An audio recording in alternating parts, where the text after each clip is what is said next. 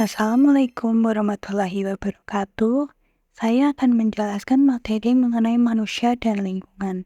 Sebelumnya, perkenalkan nama saya Rahma Maulita dari Prodi Psikologi Islam kelas 1D untuk memenuhi tugas akhir semester Psikologi Umum dengan dosen pengampu Ibu Sofi Pujiastuti MPDI.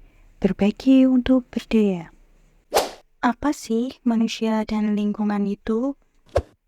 Pengertian manusia sendiri merupakan makhluk hidup ciptaan Allah yang tunduk kepada aturan hukum alam karena mengalami kelahiran, pertumbuhan, perkembangan, dan seterusnya. Manusia berinteraksi dengan alam dan lingkungannya dalam sebuah hubungan timbal balik satu sama lain.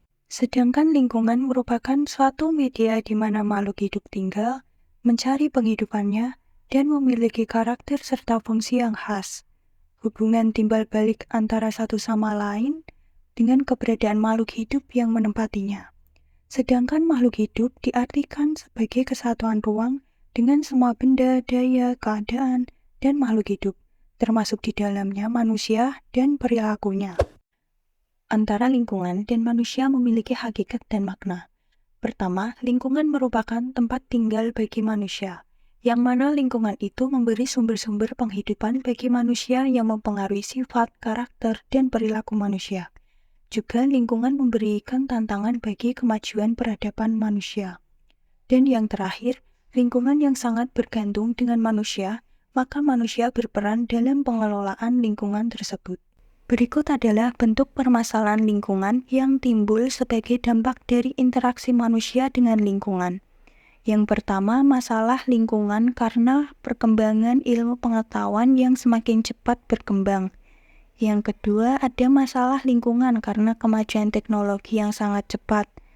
Lalu, ada masalah lingkungan yang terjadi karena tindakan ekonomis manusia. Contohnya, kasus pencemaran lingkungan karena limbah atau sampah. Kemudian, ada masalah lingkungan yang muncul karena cara pandang manusia terhadap lingkungan, seperti banyak manusia yang abai dan tidak peduli dengan lingkungan sekitar. Yang terakhir adalah masalah hubungan yang terjadi karena perubahan sosial budaya. Bentuk interaksi manusia dan lingkungan yang pertama, interaksi lingkungan alam, yaitu lingkungan yang terbentuk oleh proses alam yang terdiri dari komponen biotik dan komponen abiotik.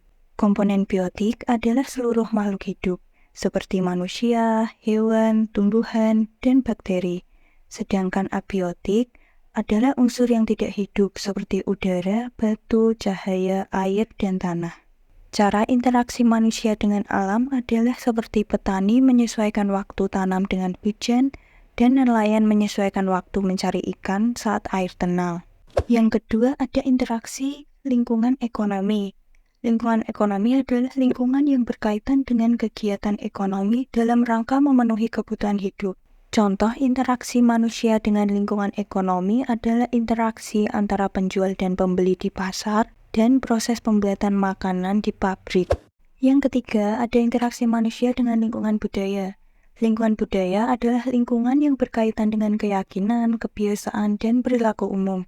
Lingkungan budaya dapat berupa adat istiadat, norma, peralatan, bangunan, pakaian, dan kesenian. Contoh interaksi manusia dengan lingkungan budaya seperti melestarikan kebudayaan Indonesia dan mengikuti lomba saat 17 Agustus.